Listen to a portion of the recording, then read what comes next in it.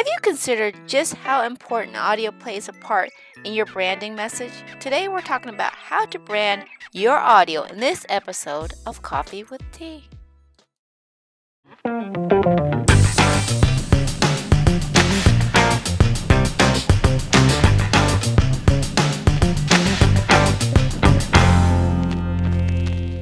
Hello, friends, and welcome to another episode of Coffee with Tea. I'm your host, Tonia and I'm excited because we're going to be talking about audio today. And I have Miss Jodi Krangle on, and she's going to teach us how to brand your audio. So, without further ado, I'd like to welcome Miss Jodi Krangle. Thank you Welcome. so much. I'm glad to be here. It's a pleasure to talk to you. And I always like for people to share a little bit about who they are, what they do. So, tell us a little about who you are and how you're dealing with this whole COVID-19, and before we really start diving into the show. Oh my goodness. How is anyone dealing with this? This is weird times, very, very strange times. I have always loved audio, so it's always been a part of my life. Singing is something I've done since I could talk, and I love it. It's part of my daily life. And of course, getting into voiceover now, that's been full time since 2007. I use my voice every day. So I learn a ton, and I start to get an idea of how companies are using my voice to brand themselves. And that kind of led to the larger question of, well, what is this audio branding thing? I'm curious. And I started asking questions, and I started doing interviews, and I have a podcast about it. And I'm finding it really fascinating. And not just because of the marketing and advertising aspect, but also because of the science and psychology aspect of it, because it's so much a part of our daily lives. It's a part of our physical, biological makeup to respond to sound, and how that influences us in general, but also how it influences our buying behaviors has become really a fascinating subject for me. Right, And right. yeah. I love it. Like I said, I can listen to your voice in my ear. And as you can see, Miss Jodi's like, put some headphones on. So I got my headphones on, and you can definitely tell the difference. So, I love to, sharing your tidbits and stuff like that. And really, I want to know, like, how can businesses really learn to really harness their sound or their audio? Well, it's a good question. And I think it's a small part of a very large question. So, a lot of people think in terms of the visuals of their company. They are very interested in what colors they're using, and the logo, and the fonts they're using, and what emotional responses these elicit in people. But they're not thinking about the sound of their brand. And that sound reaches people on an emotional, visceral level that is way deeper than the visual. So, really, what you should be thinking of is the entire sensory picture, not just the visual. Also, keep in mind that when people are listening to you, they don't have to be paying attention with their whole soul. You know what I mean? Like they're able, if you're asking people to look at something, they have to take a moment away and look at that thing and concentrate on it. If they're hearing sound in the background, it can make an impression on them whether or not they're paying full attention. And it also is a universal kind of thing. So it doesn't really matter where in the world you are. So I there's a love lot it. of really good things that you can use sound for. Yeah, that I Right. think And, people don't this think of. it's amazing because this comes after I did a podcast challenge, and she was telling us, and I remember picking it up a little bit because I listened to Deepak, meditation, and I'm thinking to myself, I got Deepak in my ears, but I never thought of it. I took a deeper dive when she says people don't have to stop and watch the video; they can take you along and listen to you as they, as you said, and that touched what you're just talking about. That people don't have to stop, look, and listen, watch. They can actually listen to what you have to say. Yeah, exactly. It's one of those things. That's why podcasts and radio shows are popular, because people can do other things while they're listening. So it's not, I think these days, especially when our attention is so sought after in so many different ways, and there are so many things vying for our attention, so much noise out there in general. I don't mean like noise audio, but just lots of things going on, things that need our attention that we have to do. like, housework, taking care of kids, taking, doing other things, writing an email, uh, I don't know, anything you do online, right? Right. Like but you can listen to something and do all those things at the same time. Right, right, And right. yeah, so audio is able to find a space in our busy lives that other types of demands on our attention can't really manage. I love that because you know what, like I said, it was an important, and it was, I was kind of laughing because I was talking about the deep pockets in my ear, but it's like you can take them along, and like you say, you don't have to disrupt everything else that you're doing. Take somebody along with you in your ear, and Yeah. and I think Did you talk about how sound is a way to your heart? Is that? Oh, I yeah. think we mentioned something about that. I talk about that a lot. It's actually emotional shorthand.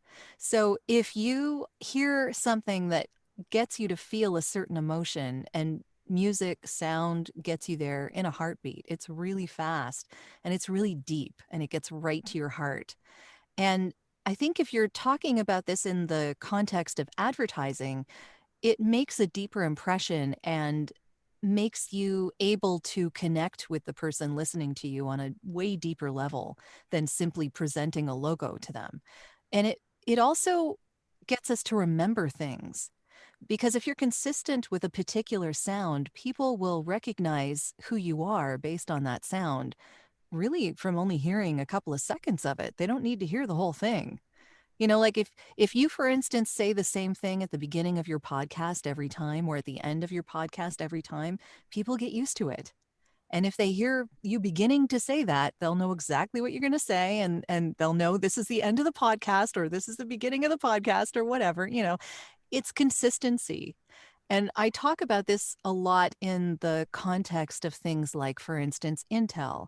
So if you recall, Intel was at the end of every tech commercial for a really long time. So they Hmm. didn't actually have their own commercials. They piggybacked on other tech commercials and said, quality inside, Intel inside. That flashed on the screen with their logo, and then you heard da da da da, right? So it's that sound coupled with the visuals that then, after you'd seen that a certain amount of times, suddenly you didn't need to see the visuals anymore. All you needed to do was hear the sound, and it brought you right back. So then Intel became equated with quality and with every tech thing that ever came out, you know? Right. So it just became synonymous with that, and you didn't need to see it anymore, which means if you think about it, it doesn't matter what language you speak. Whatever language you had was displaying before. But then if you're from Singapore and you're suddenly in New York City, then the same sound elicits the same commercial and the same understanding, and it doesn't matter where you are in the world. So it becomes that emotional shorthand that reaches you really quickly and really deeply and triggers memory in us. And really, advertising is all about memory, because if you don't remember who it is that was doing the advertising, you're not going to buy it, right? Right, right. And you know what? When you were talking about the Intel, and you didn't even have to make the sound, the dun, dun, dun, it was already in my head. I knew what it sounded like Exactly. when you brought it up. So it's Yeah. amazing that we don't think about these kind of things when we're branding. And I like this golden nugget. This is where I always like to say, if you're picking up the golden nuggets that Jodi is dropping, please consider hitting that like button, letting us know what you like. Put a comment down below, and share some of your knowledge. And I want to like go deeper into like, why don't people pick up on the audio a little bit more when it comes to their branding? Why do we sort of ignore it, and then I think that for smaller companies, maybe they think they can't afford it, first of mm, all. I don't think that's the case. I think it can be very simple. Like I was saying, if you have a phrase you say at the beginning of your podcast, or a particular piece of music you start with, that's audio branding. It does not have to be expensive. You don't have to pay someone to create something for you for $15 million.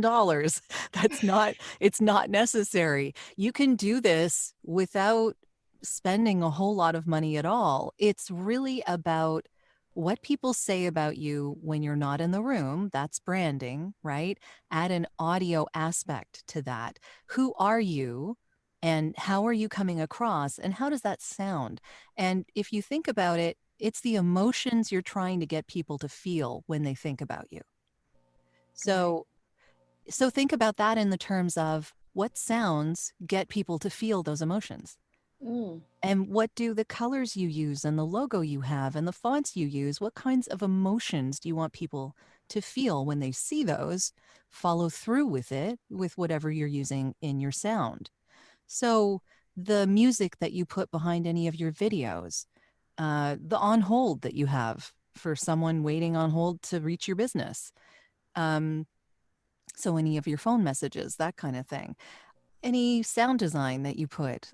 For instance, I know that Netflix is a huge company, but it like they have that right? Like, on everything, right? Right. That that I mean, yes, they did do some research, I'm sure, to figure out what sound to use. But we're not stupid. We can figure this out. You know what I mean? Like Right. Right. there are people who do this for a living. I know there are. Audio branding is very big and it's becoming bigger. And you can spend a lot of money on this. Don't get me wrong. And in some instances, it's well worth spending the money because these are experts in their field and they know what they're doing. And these are sounds and soundscapes and music pieces that will travel with you throughout all your company's touch points. That can be a big, big thing. And you're investing in it once and then sort of evolving it over time. And they've figured out who you are and they can get that sound packaged and working in various different forms like Alexa and Google Home as well. Like all of these things, they're all part and parcel of the whole package. But if you're an individual business and you just want to come up with some kind of a sound that's yours, you can experiment. There's nothing to say that you have to pay someone big bucks to do this, especially if you can't afford it, because not a lot of us can, I mean. Right, um, right, right. And like but I yeah. love how you talked about you brought up the Alexa apps and stuff like that. And yeah, Mhm. if people are not understanding that your brand is big in audio, you just check out what they're doing with the Alexas and the Googles and stuff like that, because now you can have everything just on voice activated, and then it's right there in your ear, and it's amazing. So Yeah. Miss Jodi, I know we're close on time, so I really want to touch on what's the real thing, the one key message that you want the audience to take away from your message today. That audio is important, that it's something to think about along with the rest of your branding, and that it will make a huge impact if you use it effectively. It's a having a full sensory experience for your brand makes it more authentic to the people you're reaching. And authenticity is, oh my God, so important these days because people's BSO meters are so high right now. Like off the charts, right? So if you can reach your potential clients and customers on a deep, visceral, emotional, and authentic way, why not? Right, right. So invest in your audio as well as your video, as what she's Hmm. saying. Yes. So Miss Jodi, where can people find more information about you, your services, and what you do? Well, my voiceover website is at voiceoversandvocals.com. And my podcast on audio branding, where I interview a bunch of people about this stuff, mostly about how sound influences us, which I just find fascinating in general. That's at audiobrandingpodcast.com. And I do have a download for people to have a look at 5 intentional audio branding strategies, if it's okay to mention that. Yeah, yeah, go ahead. Okay. It's voiceoversandvocals.com/audio dash branding dash strategy. And it does put you on a mailing list. It's a download for that. But at the same time, it's just a weekly newsletter that lets you know when the new podcasts come out. There's nothing, huge about it. Right, right. I'm not trying to sell anything, unless you want voiceovers, then you call me. Right. But if someone really doesn't want to be on a mailing list, they can just email me from the website and I'll send them the PDF. I totally get that some people just don't want to be on mailing lists at all. Right. Yeah. Yeah. Well, thank you for sharing your wealth of knowledge. And like I said, I know there was a ton of nuggets that people, and I would love to invite you to come back and go deeper into some more audio stuff that people, you gave me some tidbits of just in the 30 minutes that we talked about. So I would love to have you come back on as a guest. I'd be happy to. This has been fun. Well, thank you. And again, I want to thank everybody for tuning in. Remember, feedback is always welcome. Emails if you have any guest and show ideas. Links to all of the sites that Jodi mentioned will be posted in the comments. So make sure you check out those descriptions down below. And if you enjoyed watching, please consider hitting that subscribe button over there. And remember, take things in stride, go with the flow, and create your own path. And we'll see you back here on another episode of Coffee with Tea. So bye-bye for now. Share with us. What was one of your takeaways from today's show? Post your answers in the comments.